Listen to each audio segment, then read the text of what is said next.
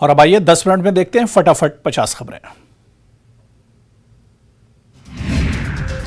NIA की दर्जन भर लोकेशन पर बड़ी कार्रवाई। दिल्ली, एनसीआर, पंजाब, मध्य प्रदेश सहित कई लोकेशंस पर चल रही कार्रवाई।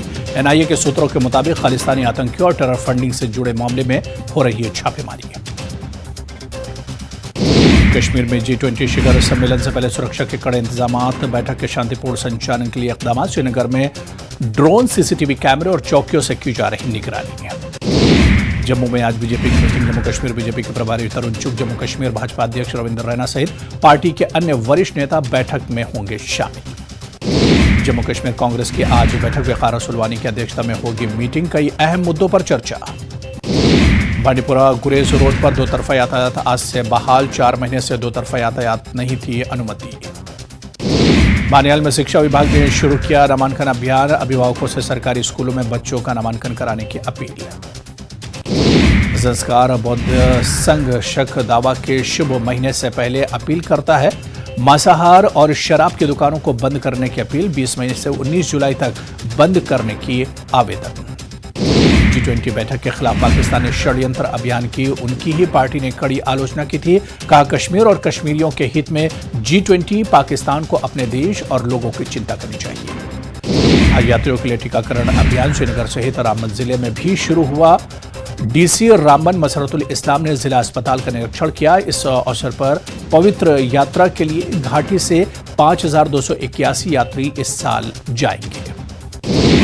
32 साल बाद मीरवाइज मौलवी फारूक हत्याकांड में 2 आरोपी गिरफ्तार। श्रीनगर से गिरफ्तार हुए 2 आरोपी। विभिन्न दलों के कार्यकर्ता कांग्रेस में हुए शामिल। नफरत मिटाना, प्यार फैलाना कांग्रेस का काम। शिमला के राज्य सचिवालय में दोपहर 3 बजे सुक्खू कैबिनेट की अहम बैठक। बैठक में नई भर्तियों पर फैसला ले सकती है सरकार। सीएम की घोषणाओं पर लग सकती है मोहर। हिमाचल प्रदेश विश्वविद्यालय में सांस्कृतिक कार्यक्रम। सीएम सुक्खू होंगे शामिल। कल केंद्रीय मंत्री अनुराग ठाकुर और सांसद प्रोफेसर सिकंदर कुमार करेंगे शिरकत। सीएम सुक्खू ने की मशोबरा मेले के समापन समारोह की अध्यक्षता। ग्रामीण अर्थव्यवस्था को मजबूत करने के लिए जल्द एक नई योजना शुरू करने का ऐलान। सीपुर मेले में सीएम सुक्खू ने बीजेपी पर साधा निशाना। कहा, बीजेपी ने प्रदेश को आर्थिक बदहाली में धकेला, उबरने में लगेगा वक्त। हिमाचल के सभी खेल संघों के साथ कैबिनेट मंत्री विक्रमादित्य सिंह ने की बैठक। कहा, खेलों को बढ़ावा देने और खिलाड़ियों को सुविधा देने पर हुई चर्चा। बीजेपी प्रदेश प्रभारी संजय टंडन ने दिल्ली में पार्टी के राष्ट्रीय अध्यक्ष जेपी नड्डा से की मुलाकात। अपनी पुस्तक भेंट की। हिमाचल, हरियाणा और पंजाब की रणनीति पर हुई चर्चा। हिमाचल प्रदेश में आयोजित रोजगार मेले में केंद्रीय मंत्री अनुराग ठाकुर ने युवाओं को बांटे नियुक्ति पत्र। कहा, देश में हर साल 10 लाख नौकरी देने के लक्ष्य पर काम कर रही है मोदी सरकार। मंडी में शराब के नशे में ससुर ने की अपने ही दामाद की पिटाई। दामाद की कार जलाने का भी आरोप। पुलिस मामले की जांच में जुटी।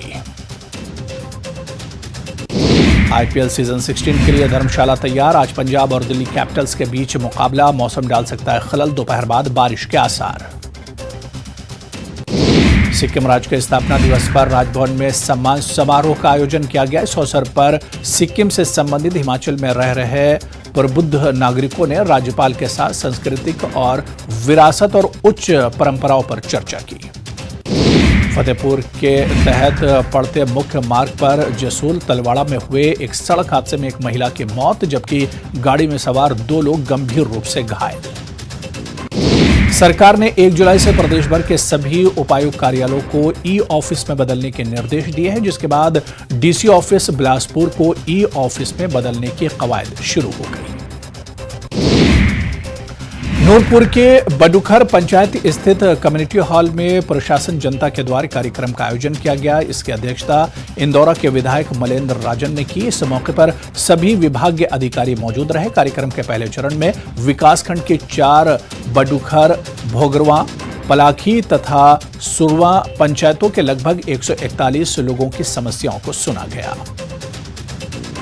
नगर निगम सोलन ने अपना दूसरा बजट पेश किया है। मेयर पूनम ग्रोवर ने करीब 193 करोड़ रुपए का बजट पेश किया। उन्होंने कहा कि निगम की वित्तीय स्थिति संतोषजनक नहीं है और इस बारे में मुख्यमंत्री सुखविंदर सिंह सुक्खू और स्वास्थ्य मंत्री धनीराम शांडिल के साथ निगम के सभी पार्षदों को भी अवगत कराया गया। देहरा के नायक विकास चौधरी को शौर्य चक्र मिलने पर देहरा में जश्न और अब बीजेपी मंडल देहरा ने भी विकास चौधरी को सम्मानित किया। बीजेपी मंडल देहरा ने पूर्व मंत्री रमेश ध्वाला की अगुवाई में नायक विकास चौधरी और उनके परिजनों को शॉल टोपी पहनाकर सम्मानित किया। राजस्थान में बिजली पानी के मुद्दों को लेकर बीजेपी हमलावर आज से 3 दिन तक प्रदेश भर में होंगे प्रदर्शन। बीजेपी उपखंड स्तर पर करेगी विरोध। साइबर ठगों का साथी चौड़ा जयपुर पुलिस के हत्थे। पीएचक्यू की क्राइम ब्रांच ने आरोपी आदित्य को किया गिरफ्तार। साइबर ठगों को देता था पीड़ितों के बैंक अकाउंट्स। राजसमंद में ईओ और यूडीसी अरेस्ट। एसीबी ने 2 लाख की रिश्वत लेते रंगे हाथों किया गिरफ्तार। राजस्थान में आज आएगा 8वीं बोर्ड परीक्षा का रिजल्ट। शिक्षा मंत्री डॉक्टर बीडी कल्ला कल दोपहर 12 बजे जारी करेंगे रिजल्ट। करीब 13 लाख विद्यार्थियों के भविष्य का होगा फैसला। राजस्थान के 23 जिलों में येलो अलर्ट जारी। कहीं मेघगर्जना, कहीं चली धूल भरी आंधी, कई जिलों में आकाशीय बिजली के साथ तेज बारिश। राजस्थान में चल रहे बिजली संकट को लेकर केंद्रीय ऊर्जा मंत्री ने राजस्थान की कांग्रेस सरकार को जिम्मेदार ठहराया। कृष्णपाल गुर्जर ने कहा कि देश में बिजली की कोई किल्लत नहीं है, यह सरकार की नाकामी है। बीजेपी ने एक बार फिर कांग्रेस पर निशाना साधा। बीजेपी विधायक रामलाल शर्मा ने कहा कि कांग्रेस की सनसनी पैदा करना और बीजेपी पर निशाना साधने की आदत है, लेकिन भ्रष्टाचार के आरोपों पर अब तक कोई कार्रवाई नहीं की है। राजस्थान का सबसे बड़ा अस्पताल एसएमएस हॉस्पिटल आधुनिक सुविधाओं के साथ नए विभागों का विस्तार कर रहा है। अब एसएमएस हॉस्पिटल आईएचएमएस सिस्टम को लागू कर पेपरलेस होने की तरफ बढ़ रहा है। राजधानी जयपुर में चल रहे किसानों के आंदोलन को अस्थायी रूप से स्थगित कर दिया गया है। सचिवालय में किसानों के 7 लोगों के डेलीगेशन और राज्य सरकार के डेलीगेशन से बात हुई, जहां कैबिनेट मंत्री प्रताप सिंह के आश्वासन के बाद आंदोलन को स्थगित कर दिया गया। सेक्सटॉर्शन के जरिए साइबर ठगी करने वाली गैंग से जुड़ी शातिर ठग जयपुर में पुलिस के हत्थे चढ़ गया। कॉलेज स्टूडेंट्स को झांसा देकर बैंक अकाउंट खुलवाता था और इन बैंक अकाउंट्स को साइबर ठगों को बेचकर 10,000 रुपए वसूलता था। मैरिज गार्डन में मेहमान बनकर महंगे सामान चुराने वाली बच्चा गैंग सक्रिय है, जिसमें गैंग के शातिर बदमाश अपने बच्चों के साथ मिलकर वारदात करते हैं। राजस्थान कांग्रेस के सह प्रभारी काजी निजामुद्दीन ने गहलोत पायलट कैंप के बीच चल रहे कोल्ड वॉर को सामान्य घटनाक्रम बताया है। मीडिया से बातचीत में काजी निजामुद्दीन ने कहा कि कांग्रेस का परिवार हरा भरा है। ऐसा दौर पहले भी था और अब भी है, इसमें कोई चौंकाने वाली बात नहीं है। तो चलिए, इस बुलेटिन में भी फिलहाल इतना ही। नमस्कार।